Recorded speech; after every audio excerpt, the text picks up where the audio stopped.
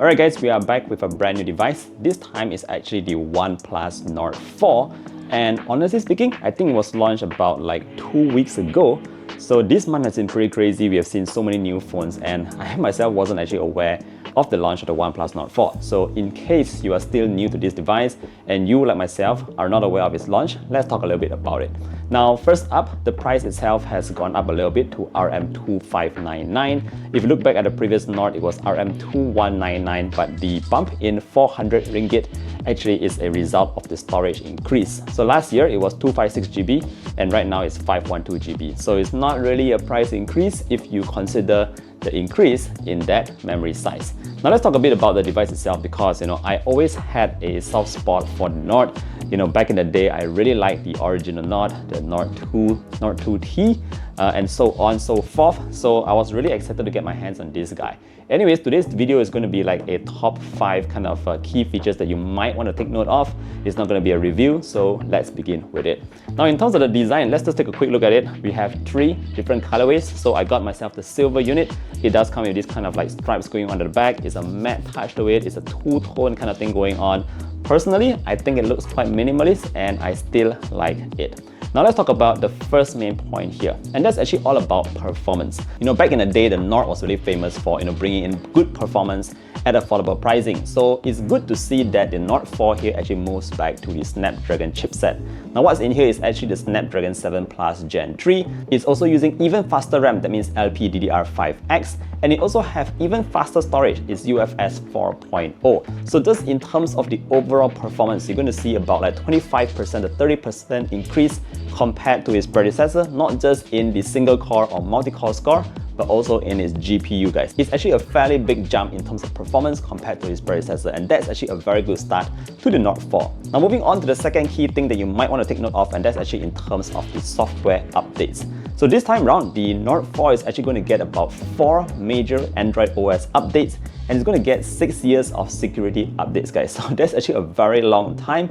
I'm not sure if anyone uses their phone past 5 years, but if you are the kind of person who does that, rest assured, the Nord 4 will be covered with those security patches. Now moving on to the third point here, guys, let's talk a little bit about the cameras itself.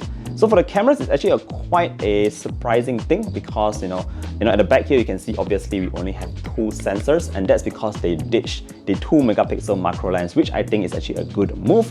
The 8 megapixel ultra wide remains the exact same unit, but the main sensor, the 50MP with OIS, is actually a slightly smaller sensor. So not really sure why they actually reduced the size of that sensor. Naturally with a larger sensor, you can capture in more light, you're going to take better night photos, but maybe the processing is going to help out with getting better pictures.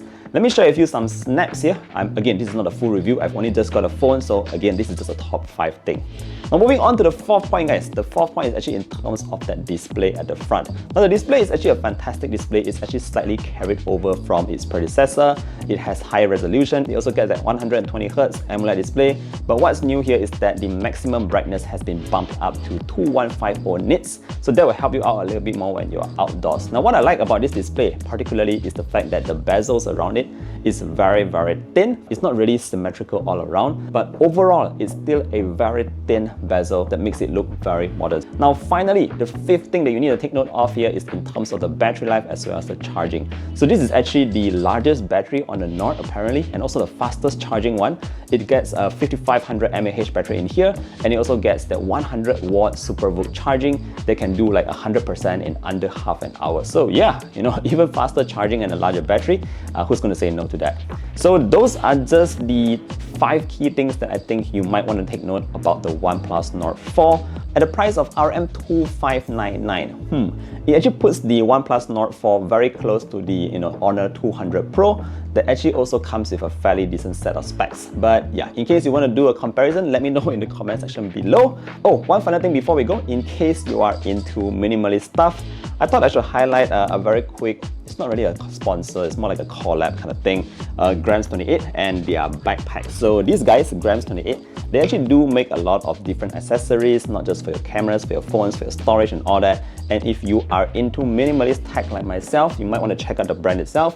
They actually sent me this backpack. Again, there's no paid things going on here, which actually has a lot of cool compartments within. So if you carry a camera like myself, you notice that we do have individual sections right inside the bag itself. There's a lot of clever hidden spaces also available in the bag. So if you are a traveler, a constant traveler like myself, or maybe you just work in an office and you want a nice looking bag, to actually carry around, check out the Grams28. Oh, one thing, again, like I said, if you are a traveler, you appreciate this strap at the back, because you can actually hook it on your luggage bag.